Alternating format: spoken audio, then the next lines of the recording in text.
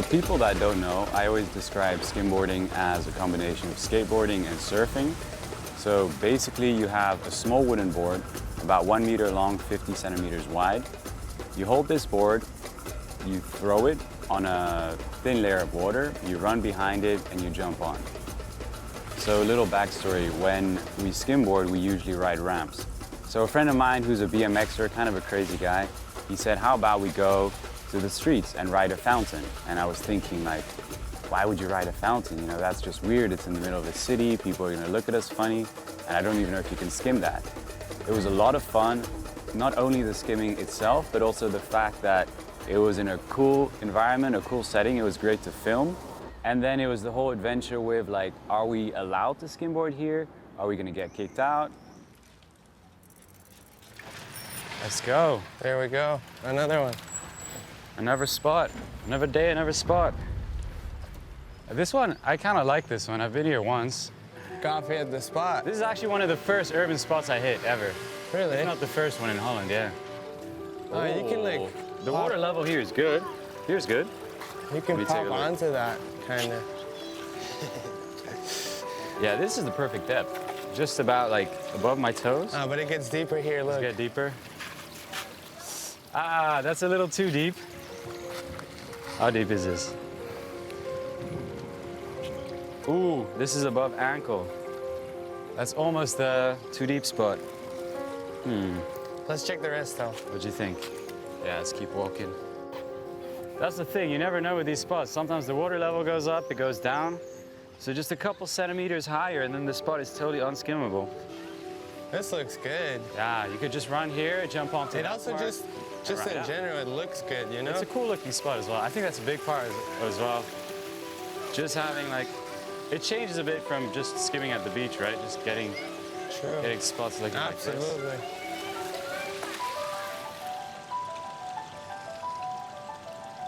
I think architects, when they build something, of course they have, you know, they want to make it appeal to the masses. But, you know, I think it might still be in the back of their heads that maybe someone could use this piece of architecture for different reasons. I feel like it must feel very rewarding for the architects that build these fountains. And then for them to know that firstly their fountain looks great and you know, 99% of the people love to see it.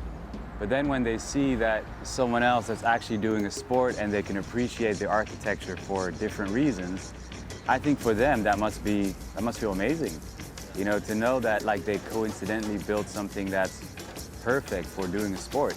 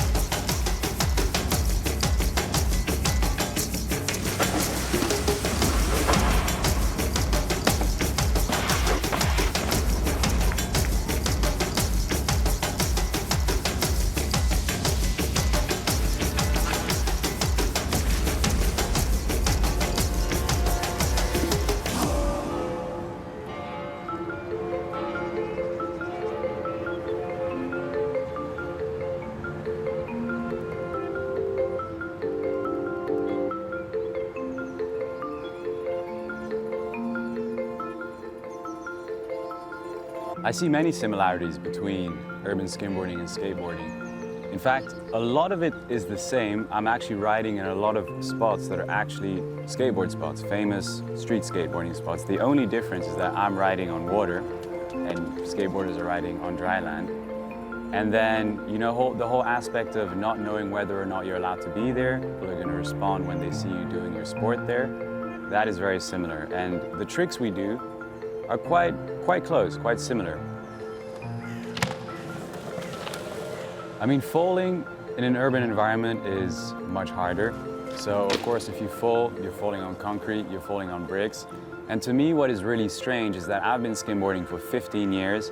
When I see water, I expect to be falling on sand.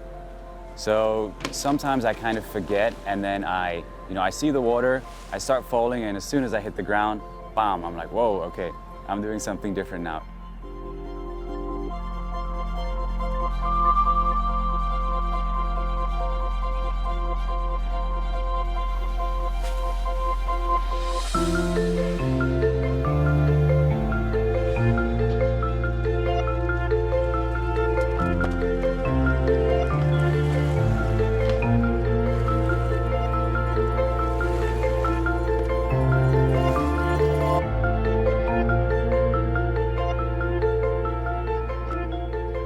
I think the biggest problem is that people don't understand that what I'm doing is an actual sport, is that they look at me in these fountains and they think I'm just, playing around and being reckless and damaging property.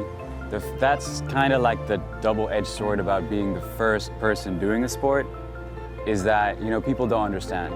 People that know about action sports, they'll immediately recognize that I'm doing something and they can see the skill it takes and that I'm actually performing in my sport, and they might appreciate it. But I think for the people that have never seen skimboarding before, or even skateboarding, they just wouldn't understand. They just think I'm in a fountain, messing around, and nothing more.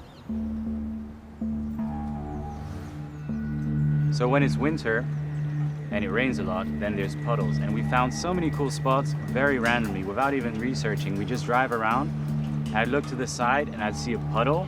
Next to the puddle, there'd be a bench or some kind of bank made of cobblestone. And every time I'd be with my filmer or my driver and I'd be like, yo, I need to skim this. And they'd be like, why would you skim this? I'm like, no, I'm sure I can do something on this thing. And usually it works out, yeah.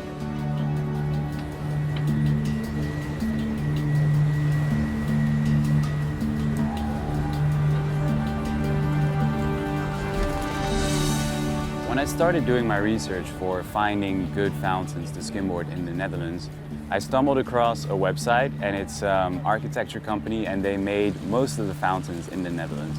So they have a list of all their fountains, and that's how I found all the spots I wanted to go to. I was checking one in one city.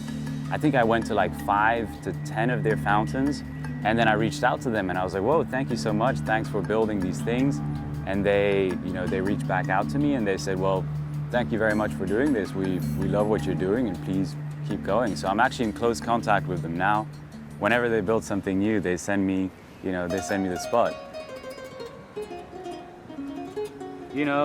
It's nice to just ride a fountain that's just flat, but then usually I'm looking for something a little bit more unique. So some of the spots we went to, there's a flat fountain, but then there might be a ledge or something like coming right out of the fountain, or there's like a fountain and then a drop and then another fountain. So I see a spot and I'm already picturing what tricks could I do? What is something I could do here that I could never do at a beach? I think the thing is, the beaches probably have all been found, but there's not so much difference between this beach and that beach. The only difference you can have is that the water level is a little bit higher, a little bit lower, or the sand is a bit more coarse, or it's a bit softer, but that makes almost no difference for the skimboarding and the sport itself.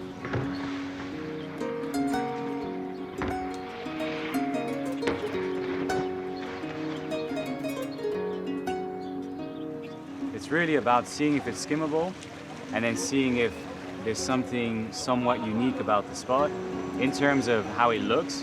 Because of course what I do, I'm filming it and I'm trying to create content around it, and I'm aware that the nicer the spot looks and the more unique it looks, the better it's going to get perceived by my audience.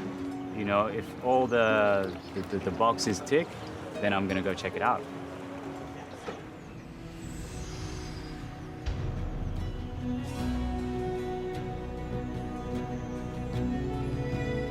I first want to go to all these different spots and then, try out what I can do at these spots. And I feel like that's my first move, because to me, what's special about this is more the urban location as opposed to my skimboarding. I'd rather let the spot steal the show and then do something I can do very comfortably and I can do well. And I'd rather go that direction, doing something very well that I know how to do, and then doing it at a bigger spot. Maybe a bigger drop, or maybe a bigger rail, maybe a bigger ledge. I mean, I don't exactly know, but I think I might be the only one doing it right now. I'm sure there's a few other people that are, you know, checking out spots. And to be fair, I get Instagram DMs every day of people sending me spots. So sometimes, like, there's a guy in Ukraine that's like, oh, check out this spot in Kiev, you should go there. People are definitely looking.